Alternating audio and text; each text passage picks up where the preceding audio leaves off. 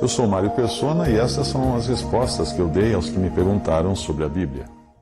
Quando você traz qualquer coisa corrompida ou impura para dentro dessa construção, você causa dano, você mais destrói do que constrói. Então eu acredito que é esse o perigo aí que ele tá alertando aí no versículo 17. Se alguém destruir o templo de Deus, Deus o destruirá.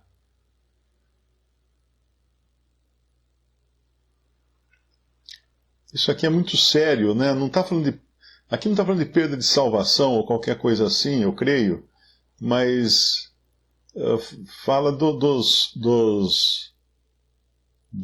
como é que chama? Dos apóstatas. Nós encontramos alguns destruidores do templo de Deus lá em Judas, no capítulo 1, versículo 4 de Judas, fala assim: porque se introduziram alguns que já antes estavam escritos para este mesmo juízo, homens ímpios, que convertem em dissolução a graça de Deus e negam a Deus, único dominador e Senhor nosso, Jesus Cristo. E mais adiante, ele vai dar uns adjetivos aqui, né? Que eles são, no versículo 18, semelhantemente adormecidos, contaminam a sua carne, rejeitam a dominação, ou seja, rejeitam a autoridade, e vituperam as dignidades, falam mal das dignidades superiores. Aí, mais adiante, ele vai dizer que eles entraram pelo caminho de Caim. O que Caim fez? Quis oferecer uma oferta do trabalho da sua própria mão a Deus, né, sem considerar sangue, uma oferta sem sangue. Foram levados pelo engano do prêmio de Balaão. Balaão a ideia de Balaão era amaldiçoar Israel. Foi contratado para amaldiçoar Israel, ele não conseguia. Mas a ideia inicial, a primeira intenção era de trazer maldição sobre Israel, sendo pago para isso. Então é o mercenário, né? E nós vemos que os mercenários estão de montão hoje na casa de Deus. E pereceram na contradição de Coré. Quem foi a condição de Coré? É quando Coré desafiou a autoridade de Moisés e entrou com fogo estranho na tenda da congregação e foi morto por isso. E é interessante, Coré é um caso interessante, né? A gente vê lá no Antigo Testamento a graça de Deus e a misericórdia de Deus, porque se nós vamos lá só passar rapidinho nisso aí, porque é uma coisa tão interessante e curiosa, né? Números 16. E Coré, filho de Gizar, e etc, levantaram perante Moisés com 250 homens dos filhos de Israel, príncipes da congregação, chamados à assembleia, homens de posição, e se congregaram contra Moisés e contra Arão, que eram os que Deus tinha elegido para dirigir o povo. E lhes disseram: basta-nos, pois, que toda a congregação é santa, todos são santos, e o Senhor está no meio deles. Por que, pois, vos elevais sobre a congregação do Senhor? Quando Moisés ouviu isso, caiu sobre o seu rosto. Olha, um homem humilde. E falou a Coré e a toda a sua congregação, dizendo: amanhã pela manhã o Senhor fará saber quem é seu. O Senhor. Quando alguém quer tomar a posição de chefão, de querer ser o bom no meio dos irmãos, o Senhor vai mostrar para ele quem realmente ele é, né? Porque ele está mexendo com fogo. E quem é o santo que ele fará chegar a si, aquele a quem escolher fará chegar a si. Fazer isso: tomai vós incensários, Coré e todo o seu grupo, e pondo fogo neles amanhã, sobre eles deitar incenso perante o Senhor, e será que o homem a quem o Senhor escolher, esse será o santo. Basta-vos, filhos de Levi. Disse mais Moisés a Coré: ouvi agora, filhos de Levi, porventura pouco para vós é que o Deus de Israel vos tenha separado da congregação de Israel para vos fazer chegar a si e administrar o ministério do tabernáculo do Senhor e estar perante a congregação para ministrar-lhe? e te fez chegar, e todos os teus irmãos, os filhos de Levi contigo, e ainda também procurais o sacerdócio? Assim todo o teu grupo, tu e todo o teu grupo estáis contra o Senhor. E Arão, quem é ele que murmureis contra ele? E Moisés mandou chamar Datã e Abirão, filhos de Eliabe, porém eles disseram, não subiremos. Porventura pouco é que vos fizer subir de uma terra que mana leite e mel e tal. E aí ele vai, cada um pega o seu incensário, e 31. Número 16, 31. Aconteceu que, acabando eles de falar todas essas palavras, a terra que estava debaixo deles se fendeu, e a terra abriu a sua boca, e os tragou com as suas casas, como também a todos os homens que pertenciam a Coré, e a todos os seus bens.